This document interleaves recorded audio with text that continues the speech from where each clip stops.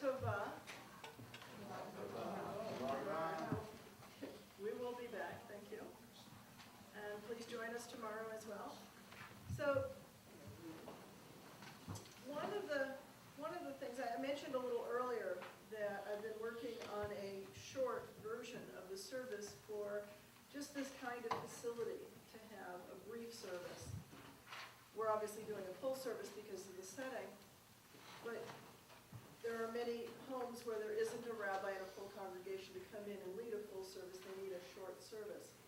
And as part of that, what I had to do in order to shorten things was to spend a fair amount of time thinking about what the holiday's really about.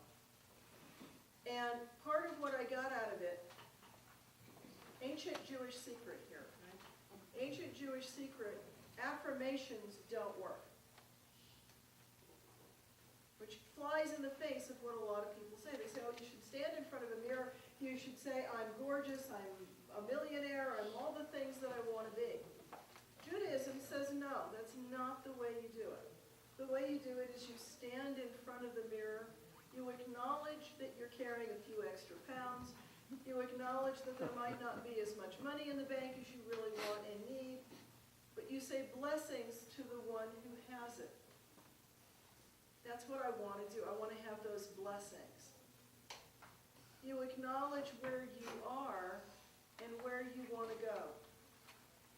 That's what Judaism says. We know we need to find out where we are. Imagine for a moment if I would drop you in the middle of the Atlantic Ocean in an airplane and told you to fly to New York. You know it's there somewhere. Which way are you going to turn? It's a tragic story, but actually back in World War II time, there was a flight of airplanes where they could hear the pilots talking. They didn't know where they were, and they didn't know how to get back to base. They never made it back to base, by the way. They never made it back because they didn't know where they were. It's before radar. We couldn't tell them where they were. That's what radar does. Radar looks and it says, oh, you're over here. Turn left. I know that because I used to fly, and I've called for help many times. It's not wrong to call for help. Where do we call for help for our souls? From God. So that's what this time is. This is a centering time. This is a where am I? This is a time to stand in front of a mirror, be honest with yourself as to where you are. Because once you know where you are, you then turn your directions to where you want to go. Because if you don't know that your destination is Poughkeepsie, you might end up in Chicago. It's important to know where you're going. You've got to know where you are and where you're going. It's not going to matter how fast you get there as long as you progress. The point is to make some progress. Judaism says you're not going to achieve everything in one step, and neither are you free from working at it. We know that we have peace every day that we move toward our goal, whatever it is. Whatever it is.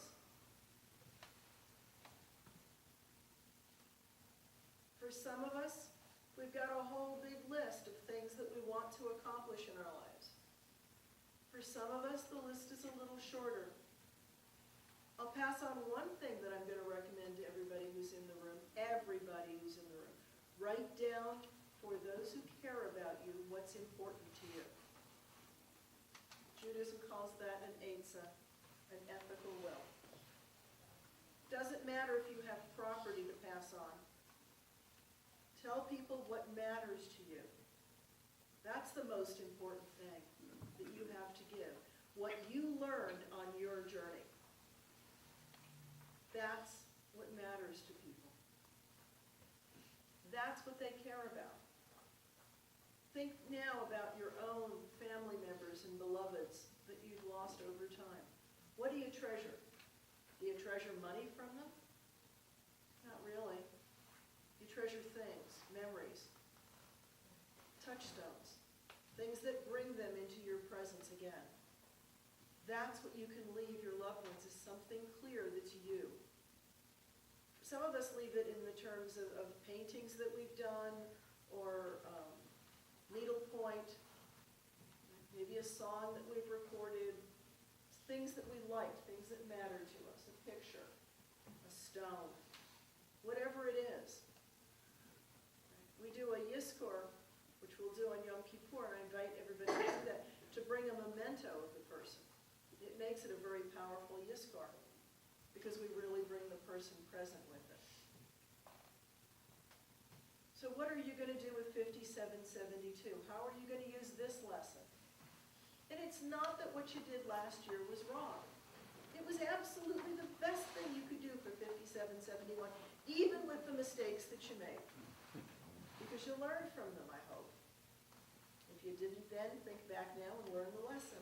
Because here's the bad news. If you don't learn it, you get to repeat it. That's the system. If you don't learn it, you get to repeat the lesson until you get it. We're here to learn things and to teach them, to pass on what's important to us. We know that human beings have 6 basic needs in life. We need to be sure about things. We need to know that there's a roof over our head, that food's coming in. Basic things we need to be certain about. Some of us look for certainty from our family, friends, pets, the things that matter to us, the things we want to make sure are there. Once we've got certainty, we then want variety. Yeah? If it's beans and noodles or beans and rice every day, we want something else every once in a while. We want variety. You know, every day we go this way to a house. One day we want to go a different way. That's variety. That's the need that you're satisfying there. That's another valid human need. Another one is to be significant, to know that you matter. Well, I'm going to tell you that right now every one of you matters. Every one of you absolutely matters. And that's why it's important to do what I said before, to leave those words for people. Because that's part of your important gift. Some of us write books, some of us do sermons that get recorded, and that's obviously my shtick. You know, in a previous life I did patents. Everybody does stuff that they leave. Teachers teach kids. Musicians play songs. Musical directors create music. We all do things that are part of it. That gives us our significance. I think if you ask this choir if they enjoy singing, it's because they feel significant while they're singing. That's the need it satisfies. Another one is to feel connection and love. Sometimes we get that from a human being. Sometimes we get it from a dog, a cat. We might even get it from fish, not so much. But we get it from things. Parrots, right? We get it from many different things in our life. Very often people will turn to public things for some love. If they don't get it elsewhere, they might turn to pets for love if they don't feel they're getting it elsewhere. Sometimes you can break up a marriage by seeking it with a friend. Okay. Choose where you seek your love. On a spiritual level, I talked about learning. That's your growth. That's your spiritual growth, the things that you learn. And the things that you give back are your contribution. That's 5 and 6 of the human needs. We all have those. We all express them differently. The differences are our personality. And the key is to make it a great year. Make the lessons you learned this coming year really help you move toward B. But make sure you know where A is, so you know where you're going. Happy 5772.